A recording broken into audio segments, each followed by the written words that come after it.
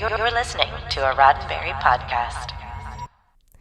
Today is Tuesday, March 16th, 2021, and this is your daily Star Trek news from the Roddenberry Podcast Network. On today's show, Coming to America and Blade actor Wesley Snipes shares about auditioning for Geordi LaForge, but he says a greater actor got the part. Star Trek writer Nicholas Meyer shares his thoughts on why his Khan miniseries isn't happening, and I've got this week's Trek Trivia. I'm Alison Pitt, and today's show is supported by people like you through Patreon. Find out more and add your support at patreon.com/Daily Star Trek News.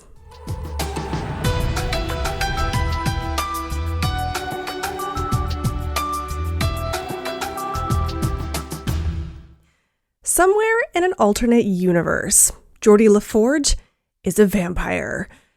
That part's probably not true, but what is true is that legendary actor Wesley Snipes once auditioned for the role that ended up going to LeVar Burton, and boy would things be different if he'd actually won the part. Snipes talked about the audition in an interview with Collider that was published last week. Snipes was speaking to Collider primarily about his work in the new film Coming to America. But the conversation was wide-ranging and included, among other things, his thoughts on Blade, one of his best-known roles, and whether it would be coming to the Marvel Cinematic Universe, why he'd love to guest host Whose Line Is It Anyway, and whether he would confirm that he'd auditioned for Star Trek The Next Generation.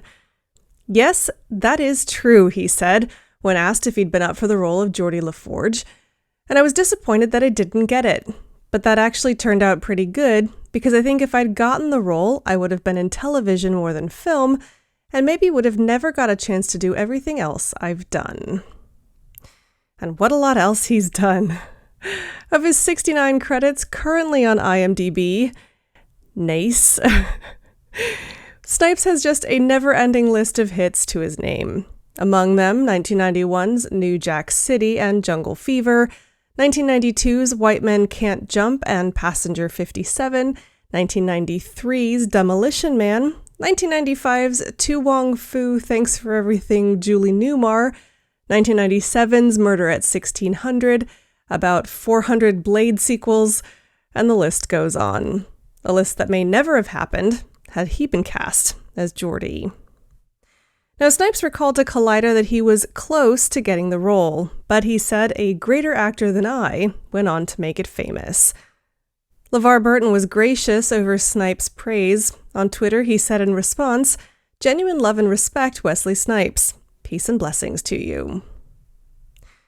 Snipes' latest project, Coming to America, which also stars Eddie Murphy and Arsenio Hall, is available to stream now on Amazon Prime Video. Next up, and we're kind of staying with the 80s theme today, did you know that out there in the universe there is a script for a new Star Trek miniseries from Star Trek writer and director Nicholas Meyer? Unfortunately, it doesn't seem that fans will be seeing it anytime soon. No matter how you slice it, the television landscape is constantly evolving, and the way people watch television is no exception. In an exclusive interview with Trek Movie last week, Meyer shared his thoughts on why he thinks his miniseries isn't getting the green light. In the 1980s, Nicholas Meyer was a powerhouse writer and director in the Star Trek community. Meyer wrote and directed 2 Star Trek films, Star Trek II, The Wrath of Khan, and Star Trek VI, The Undiscovered Country. Meyer also wrote the screenplay for Star Trek IV, The One with the Whales. In 2016, while working as a consulting producer on the first season of Star Trek Discovery, an idea from Star Trek executive Alex Kurtzman prompted Meyer to revisit the story of Khan Noonien Singh. Meyer set to work penning the teleplay for a miniseries based on the exile of Khan and his followers on the planet Ceti Alpha 5, prior to the events of Star Trek II, The Wrath of Khan.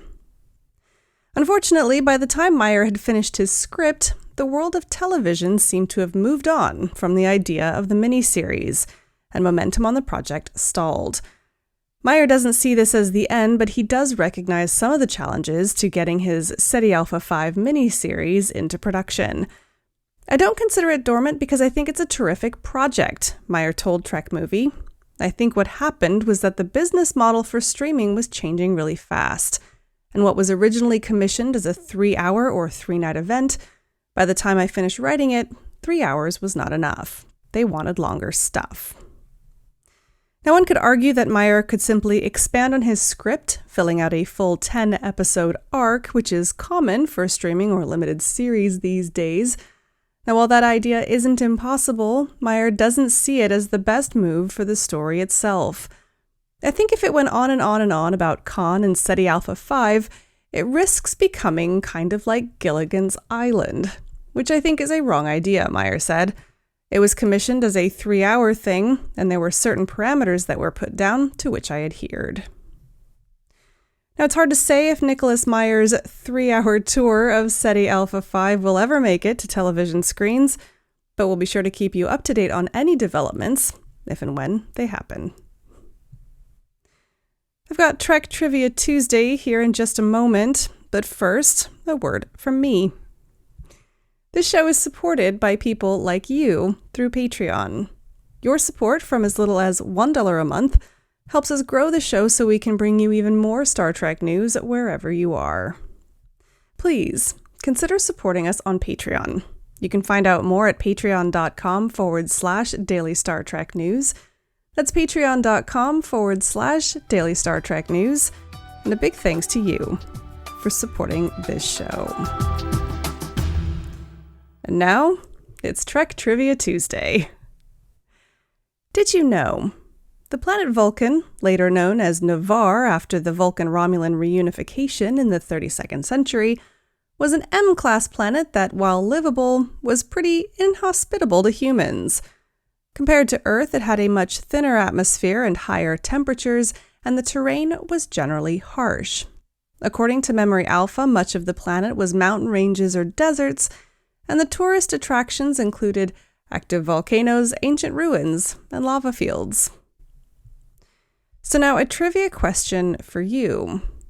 There's one location on the planet Vulcan that holds special significance for Trekkies, because according to a story by the legendary Vulcan philosopher Surak, the idea of infinite diversity and infinite combinations started there.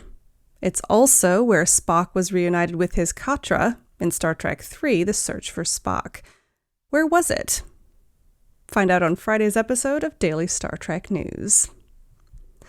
Well, that's it for today's Daily Star Trek News from the Roddenberry Podcast Network. Don't forget to check out the other great shows on the network at podcasts.roddenberry.com.